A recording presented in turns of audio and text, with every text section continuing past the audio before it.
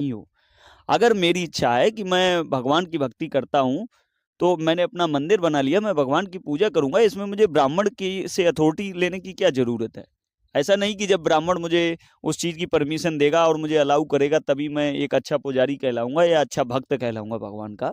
भगवान का तो भक्त होना एक स्वतंत्र है, किसी के बस में नहीं है कि कोई किसी को भगवान का भक्त होने से रोक सकता है या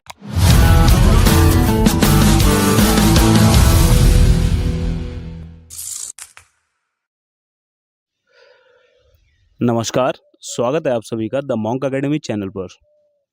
मेरा नाम है आकाश और आज मैं आया हूँ अपने दोस्त गौरव दीक्षित के पास और जिनसे हम चर्चा करेंगे भारत में जातिवाद, धर्मवाद को लेकर। उम्मीद करता हूँ आपको वीडियो पसंद आएगा और ये थोड़ी लंबी चर्चा होगी। आप थोड़ा अपना धैर्य बनाए रखिए और हमारी बातों का आनंद लीजिए। गौरव भाई, आपका स्वागत है हमारे चैनल द मॉन्क अकेडमी पर। तो आज हम आपसे कुछ चर्चा करेंगे। क्या आप तैयार हैं? आकाश भाई बहुत-बहुत धन्यवाद इसके लिए कि आपने मुझे अपने चैनल पर बोलने का मौका दिया और सभी दर्शकों का मेरा नमस्कार, प्रणाम, जय सिया राम। और मेरे मित्र आकाश बहुत ही अच्छे दोस्त हैं और इन्होंने आज मुझे कुछ प्रश्न जाति और धर्म पर करने के लिए मुझे बुलाया है यहाँ। हम लोग एकांत में इकट्ठे हुए हैं, आकर बैठे हैं। तो आकाश भाई के कुछ प्रश्न हैं, मैं कोशिश करूँगा उनका जवाब देना। तो आप लोगों को जैसा भी लगे, आप ध्यान से देखें और समझें। जी, बिल्कुल गौरव भाई। जैसा कि गौरव भाई ने कहा है कि मैं कुछ प्रश्न लेके आया हूँ। तो सबसे पहला मेरा क्वेश्चन ये है, अगर बात करें जातवाद की, जो एक बहुत बड़ी समस्या है भारत में, क्या इसकी जड़ मूल रूप से ब्राह्मण, बामन, पंडित या पुजारियों को नहीं माना जाना चाहिए? देखिए आकाश भाई, जातिवाद कोई किसी भी ब्राह्मण या बामन उसके लिए जिम्मेदार नहीं हो सकता। जात क्या है कि लोगों के अपने-अपने कर्मों के अनुसार, उनके कामों के अनुसार लोगों को बाँट दिया गया है, उनके क्षेत्रों को बाँट दिया गया है और उनके कार्यों को उनको हर व्यक्ति को कोई एक विशेष कार्य दे दिया गया है और उसी के आधार पर वो उसकी जात के रूप में जाना जाता है। अगर किसी को विद्या पढ़ाने का या पूजने का काम दे दिया गया है, तो वो ब्राह्मण बोला जाता है। जैसे आज की बात करें तो आज जो विद्यालय में अध्यापक पढ़ाता है, वो टीचर बोला जाता है। अब एक इंजीनियर एक टीचर नहीं बोला जा सकता। आकाश भाई समझ रहे हैं आप? तो ये जाति कोई ये नहीं है कि मतलब इसे किसी ने बना दिया। हाँ, जो काम जो करता है, जैसे अगर कोई पढ़ाने का काम करता है, तो वो अध्यापक बोला जाएगा और उस अध्यापक उसके क्षेत्र के जितने भी लोग हैं, वो सभी अध्यापक वाली श्रेणी में ही आएँगे। तो ये कहना गलत होगा कि इसे ब्राह्मण ने बना दिया और इससे ये भी एक गलत सोच है लोगों की कि जो ब्राह्मण है वो सबसे ऊंचा है। ऐसा कुछ नहीं है। ये तो कामों के आधार पर है और 4 अलग-अलग वर्ण हैं। उस आधार पर ब्राह्मण, वैश्य, क्षत्रिय और शूद्र। अ, तो इसके आधार पर किसी को ये नहीं सोचना चाहिए कि इसमें ब्राह्मण ही बहुत सर्वश्रेष्ठ है। हाँ, ब्राह्मण अपने कर्मों के अनुसार उसका जो काम है वो करता है, बाकी जातियाँ अपना काम करती हैं, लेकिन आजकल तो जात-पात का कोई वो ही नहीं रह गया, सबको एक समान समझा जाता है। और हालाँकि मैं जहाँ तक समझ रहा हूँ पीछे भी ऐसा ही था बहुत पहले कि सब एक ही थे, लेकिन बीच में कुछ लोगों ने हम लोगों में आपस में घृणा-द्वेष फैलाने के लिए हम लोगों को जात-पात के आधार पर बहुत ज़्यादा बाँटने की कोशिश की और हम लोग एक-दूसरे से घृणा करने लगे कि जात-पात के आधार पर। हम किसी से जात-पात के आधार पर घृणा नहीं कर सकते, हम उसके अच्छे और बुरे कर्मों के अनुसार उससे घृणा या प्रेम कर सकते हैं। तो आकाश भाई, ये कहना बिल्कुल गलत होगा कि ब्राह्मणों ने जात-पात बाँट दिया है। आज भी बहुत सारे क्षेत्र बँटे हुए हैं। कुछ लोग व्यवसाय में जुड़े हुए हैं, कुछ लोग नौकरी पेशा से जुड़े हुए हैं, कुछ लोग अपने किसी से जुड़े हुए हैं। तो ये बँटने का सिस्टम हमेशा से था और हमेशा से बना रहेगा। उसी आधार पर जात-पात को देखना चाहिए और कुछ नहीं जात-पात। अब जैसे अभी आपने कहा है कि जातिवाद कर्मों के आधार पर था। अ, पुराने ज़माने में क्या रहा, कैसा रहा? अब जैसे अगर कोई अभी शूद्र है, जो छोटे तबके से आता है, वो पढ़ा-लिखा है, पढ़ लिख के अगर वो उसका मन है कि मैं सांसारिक जीवन में नहीं लगना चाहता हूँ, किसी मंदिर में जाके पूजा करना चाहता हूँ। तो क्या कोई ब्राह्मण उसे एक्सेप्ट करेगा, उसको ब्राह्मण कहेगा कि हाँ, ये एक पुजारी हो सकता है? देखिए आकाश भाई, ये ब्राह्मण को कोई अधिकार नहीं है कि वो किसी को इस चीज की परमिशन देगा कि तुम अब पुजारी हो या नहीं हो, या तुम भगवान के भक्त हो या नहीं हो। अगर मेरी इच्छा है कि मैं भगवान की भक्ति करता हूँ, तो मैंने अपना मंदिर बना लिया, मैं भगवान की पूजा करूंगा, इसमें मुझे ब्राह्मण की से अथॉरिटी लेने की क्या जरूरत है। ऐसा नहीं कि जब ब्राह्मण मुझे उस चीज की परमिशन देगा और मुझे अलाउ करेगा तभी मैं एक अच्छा पुजारी कहलाऊंगा या अच्छा भक्त कहलाऊंगा भगवान का। भगवान का तो भक्त होना एक स्वतंत्र है, किसी के बस में नहीं है कि कोई किसी को भगवान का भक्त होने से रोक सकता है, या उसको परमिशन देंगे तभी वो ब्राह्मण ही परमिशन देंगे तभी कोई भगवान का भक्त बन पाएगा, ऐसा कुछ भी नहीं है।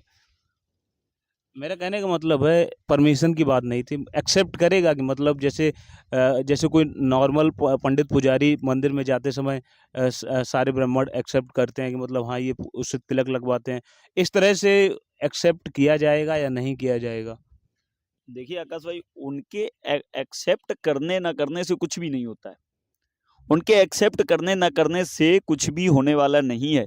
देखिए, अगर आप अपने भगवान के भक्त हैं, तो आपका और भगवान का संबंध है, उसमें पुजारी और ब्राह्मण का कोई लेना देना नहीं है। हाँ, कोई एक पुजारी आपको एक्सेप्ट करता है या नहीं करता है, वो उस पुजारी पर निर्भर करेगा कि वो पुजारी कैसा है। वो अगर अच्छा इंसान है, चाहे वो ब्राह्मण हो चाहे कोई हो, वो एक्सेप्ट करेगा। अगर वो बुरा इंसान है, वो एक्सेप्ट नहीं करेगा। आज भी अब गौरव भाई, जब किसी ब्राह्मण से इस जातिवाद को लेकर सवाल पूछा जाता है, तब वो अपने बचाव में बोलते हैं कि भगवान ने कोई जाति नहीं बनाई, भगवान ने सबको इंसान बनाया है।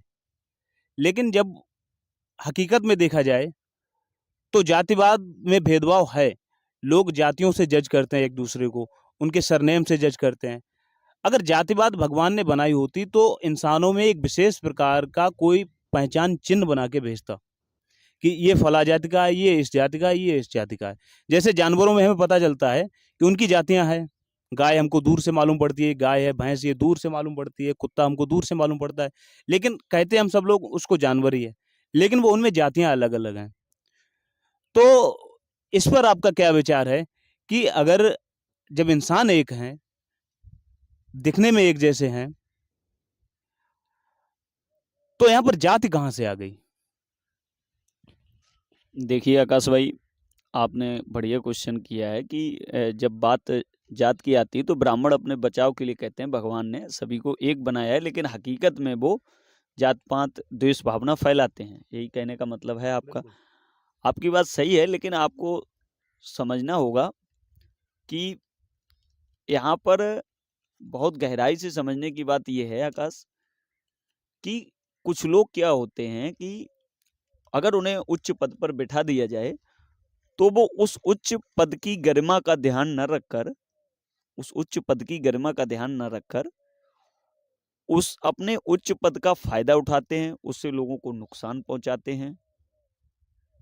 तो यहाँ पर अगर बात करी जाए कि ब्राह्मण की, तो ब्राह्मण को सम्मान दिया गया कि आप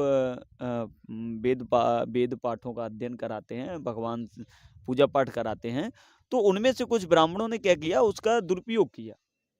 अपने उस सम्मान को उन्होंने अपनी एक जागीर समझ बैठे। मेरी बात समझ रहे हैं आप? लेकिन उन्हें समझना चाहिए कि वो उनका सम्मान उनके अच्छे कर्मों की वजह से था, ना कि उनकी वो जागीर थी। उन्होंने उसका दुरुपयोग किया और लोगों ने उसका विरोध करना स्टार्ट कर दिया। तो अगर आप अपने जो मिली हुई आपको जो सम्मान मिला हुआ है, उसका आप अगर दुरुपयोग करेंगे तो लोग आपका विरोध अवश्य करेंगे। अगर आप उस ब्राह्मणों को कहा गया, अगर ब्राह्मण अपने जो धर्म है उसे बेचेंगे धन के लोभ में, या तो फिर लोग उसका विरोध अवश्य करेंगे। और ऐसा ही हुआ और ऐसा ही हो रहा है। मेरी बात समझ समझ रहे हैं रहा आप? हूँ। तो मतलब यहाँ मतलब ये कहना सही नहीं है कि ब्राह्मण वास्तव में, जबकि बात यही सही है कि ईश्वर ने सबको एक जैसा ही बनाया है। ईश्वर की नज़र में सब एक जैसे ही हैं। और जैसे आपने कहा कि ब्राह्मण होता तो कुछ अलग चिन्ह होता। देखिए, इंसान तो सब एक जैसे हैं, लेकिन यही इंसान अपने-अपने कर्मों के और अपनी-अपनी सोच और अच्छे कर्मों की वजह से वो अलग-अलग श्रेणियों में वर्गीकृत हो जाते हैं। यहाँ पर मैं ये नहीं कह रहा हूँ कि कोई भी निम्न जात का व्यक्ति अपने कर्मों के आधार पर नीचा है, ऐसा कुछ नहीं है। तो यहाँ पर आकाश ये है कि मतलब सब लोग एक जैसे सब लोगों का एक जैसा ही शरीर ढांचा और देखने एक जैसे होने के बावजूद भी लोगों को उनके कर्म के आधार पर बांट दिया जाता है। अगर कोई अच्छा इंसान कर्म करता है तो वो अच्छा इंसान कहलाता है, जबकि वो भी देखने में वैसा ही है। कोई इंसान बुरे कर्म करता है तो वो बुरा कहलाता है। यहाँ पे जात-पात से मतलब नहीं है कि कोई निम्न जात का है तो वो बुरा है। बुरे अच्छे उच्च जाति में भी हैं और बुरे निम्न जाति में भी हैं, और निम्न और उच्च जाति का कुछ मतलब ही नहीं है, मतलब केवल जाति से है। 4 वर्ण हैं और उनमें ये मतलब नहीं है कि वो कोई उच्च है, कोई निम्न है। सब अब जैसे आपने कहा है कि 4 बर्ड हैं। कुछ ब्राह्मणों की वजह से हम जातिवाद में बाँटे गए या नफ़रत फैली, ये सारी चीज़ें आपने कहीं। तो उन्हीं में जैसे अब हम बात करें, आजकल हम सोशल मीडिया तो बच्चे-बच्चे के हाथ में है। सब कोई हर जगह से कोई ना कोई सोर्स ऐसा बन जाता है कि जो वीडियो वीडियो सोर्स कहीं न कहीं से तो वो कोई नॉलेज है वो ऑब्ज़र्व करता है या देखता है उनको।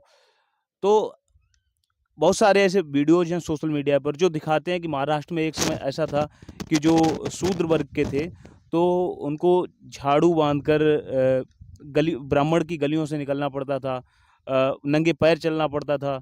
तो ये एक तरह की प्रताड़ना ही रही होगी शायद, मेरी समझ से तो उन लोगों के लिए जो और गले में हंडी लटका के जो मैंने देखा है, जो सोशल मीडिया पर वीडियोज़ चलते हैं और जो इससे इससे पहले मुझे इसकी जानकारी नहीं थी। हाँ, जहाँ तक मैंने पढ़ा था तो कुछ हद तक थी, लेकिन इतना ज़्यादा नहीं था मुझे इसके बारे में ज़्यादा ज्ञान।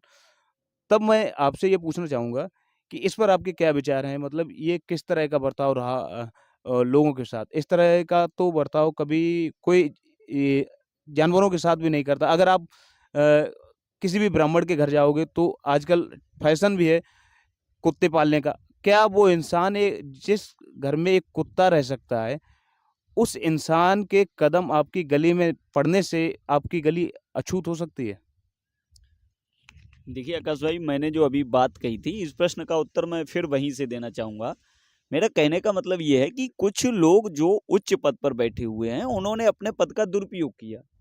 इसका साफ कहने का यही अर्थ है कि जहाँ ऐसी प्रथा अगर कहीं पे चल रही है, तो उसका सिर्फ कहने का मतलब मेरा यही है कि उन ब्राह्मण लोगों ने अपने पद का दुरुपयोग किया और उन्हें ऐसा नहीं करना चाहिए था, और दुरुपयोग किया। लोगों ने उनका विरोध करना प्रारंभ कर दिया, और लोगों ने जो उन्हें सम्मान दिया था, वो सम्मान उनसे लोगों ने ही छीन लिया। अब वो लोग स्वतंत्र हो गए, ना उन्हें झाड़ू बांधने की जरूरत, ना उन्हें गले में हांडी बांधने की जरूरत। ये तो मैं वही कहना चाहता हूँ कि ये लोगों द्वारा दिए हुए सम्मान का दुरुपयोग है। उन्हें जो सम्मान मिला था, चाहे वो ब्राह्मण हो, चाहे वो क्षत्रिय हो, उन्होंने उसका भयंकर दुरुपयोग किया, और जो लोग उन्हें सम्मान देते थे, उन्होंने उनको गुलाम बनाया या उनसे नाजायज़ काम कराए। इसका साफ कहने का मतलब ये है। तो इस आधार पर ये नहीं कह सकते कि एक धर्म गलत हो सकता है, एक मतलब कॉन्सेप्ट गलत हो सकता है, ये नहीं। हाँ, कॉन्सेप्ट को यूज़ या धर्म को यूज़ करने वाले लोग गलत हो सकते हैं, लेकिन एक कॉन्सेप्ट गलत नहीं हो सकता। अच्छा, इसका उदाहरण हम अपने थोड़ा भगवान श्री राम से देना चाहेंगे। भगवान राम ने निषाद राज को गले लगाया, निषाद राज के साथ बैठ के खाना खाया, उसके साथ बैठे, और सबरी के झूठे बेर खाए। तो यहाँ पर भगवान राम ने खुद दिखाया ऐसा करके। सबरी जो थी उन्हें कोई अपने पास नहीं रखता था, निम्न जात की कहकर लोग भगा देते थे। लेकिन एक ऋषि थे, उन्होंने उन्हें रखा, अपनी शिष्या बनाया और अपने पास रखा उन्हें, और उन्होंने तो उसे निम्न जाति के आधार पर अपने से दूर नहीं किया, और सबरी जी को भगवान श्री राम स्वयं मिले। तो ये तो यही बात हुई कि ना, कुछ लोग जो दुरुपयोग करते हैं उसका, वो माहौल खराब करते हैं। लेकिन इस आधार पर आप ये नहीं कह सकते कि एक कॉन्सेप्ट गलत है, एक धर्म गलत है। अब गौरव एक बात बताइए, बात अगर हिंदू धर्म की करें तो सबसे ज़्यादा कमियां इसी धर्म में निकाली जा रही हैं। अब तक लोग बहुत सारे कोई प्रश्न चिन्ह लगा चुके हैं इस धर्म के ऊपर कि ये एक्चुअल धर्म है भी या नहीं भी है। तो अगर हम बात करें बौद्ध धर्म की, तो बौद्ध धर्म भारत से निकलकर चाइना, तिब्बत और कोरिया, बहुत सारे देशों में फैला, मंगोल तक फैला। तो अगर बात करें हिंदू धर्म की, तो हिंदू धर्म में ऐसी क्या कमियां रही जो भारत से बाहर नहीं जा पाया, किसी अन्य देश ने एक्सेप्ट नहीं किया इस धर्म को और इसका कोई प्रचार नहीं हो पाया? ऐसी क्या कमियां रही, उस पर कुछ प्रकाश डालना चाहेंगे आप? देखिए आकाश भाई, हिंदू धर्म की बात आप हिंदू धर्म क्या है कि मतलब एक सनातन धर्म है। अच्छा, हिंदू धर्म किन्हीं सीमाओं में बंधा हुआ नहीं है। ना इसे चलाने वाला कोई है, ना इसे ऑपरेट करने वाला कोई है, और ना इसकी ज़िम्मेदारी लेने वाला कोई है कि कोई ये कहे कि मैं हिंदू धर्म का मतलब स्थापना करता हूँ या मैं इसको ऑपरेट करना, मैं इसका संचालन करता हूँ। अगर किसी के पास उसकी ज़िम्मेदारी हो सँभालने की, उसको ऑपरेट करने की, तो वो ज़िम्मेदारी निभाएगा और उसका प्रचार-प्रसार करने की का प्रयास करेगा और अन्य देशों में भी अपने शिष्य वगैरह भेज के वहाँ प्रचार-प्रसार कराएगा। हिंदू धर्म में ये एक व्यापक और हमेशा से रहने वाला सनातन धर्म है, तो इसके प्रचार-प्रसार के लिए इस पर किसी का अधिकार नहीं है। ये स्वयं की आस्था और श्रद्धा से जुड़ा हुआ एक धर्म है। ये आदमी, इस धर्म को मानने वाला आदमी स्वयं में ही संपूर्ण होता है। उसे किसी अन्य की आवश्यकता नहीं होती है। जबकि अन्य धर्मों की बात की जाए, तो अन्य धर्मों का क्या है कि किन्हीं बहुत से लोगों ने उसे अपने अधिकार क्षेत्र में लिया और उसका प्रचार-प्रसार कराने में महत्वपूर्ण योगदान दिया और कोशिश करी, और कुछ लोगों ने ज़बरदस्ती तलवार के बल पे भी कुछ लोगों ने अपने धर्म का प्रचार-प्रसार कराया। लेकिन मैं अगर बौद्ध धर्म की बात करूँ, तो बौद्ध धर्म के जो उसके थे, जो भी उसके शिष्य लोग थे, जो भी उसको स्थापना संचालन करता थे, उन्होंने इसके लिए प्रयास किया और विदेशों में गए और उसका प्रचार-प्रसार किया। हिंदू धर्म का कोई भी संरक्षक नहीं था। एक सनातन धर्म है, ये अपने आप में एक स्वतंत्र धर्म है। जो इसे मानना चाहता है, वो मानता है।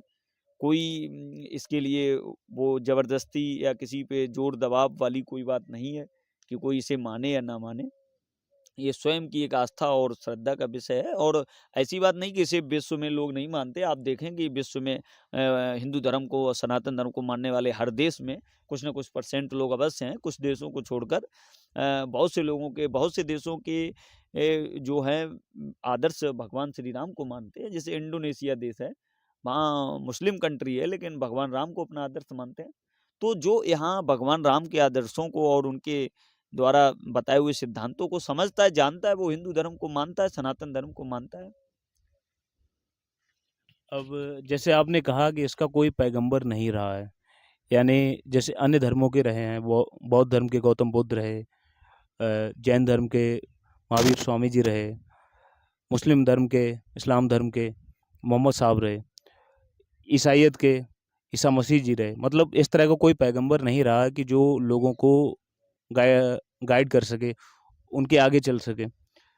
तो चलिए, आज की वार्ता हमारी यहीं पर समाप्त करते हैं और गौरव भाई को बहुत-बहुत धन्यवाद देते हैं कि इन्होंने अपना समय निकाल कर द मोंक अकेडमी चैनल को दिया, और हम उम्मीद करते हैं कि ये हमारी वार्तालाप आगे भी बढ़ेगा और फिर किसी दिन आपको इनके संज्ञान में आपसे वार्तालाप करेंगे गौरव भाई के, और मिलते हैं फिर कभी। अगर आपको वीडियो पसंद आ रहा हो तो प्लीज़ वीडियो को लाइक करें और हमारे चैनल को सब्सक्राइब करें।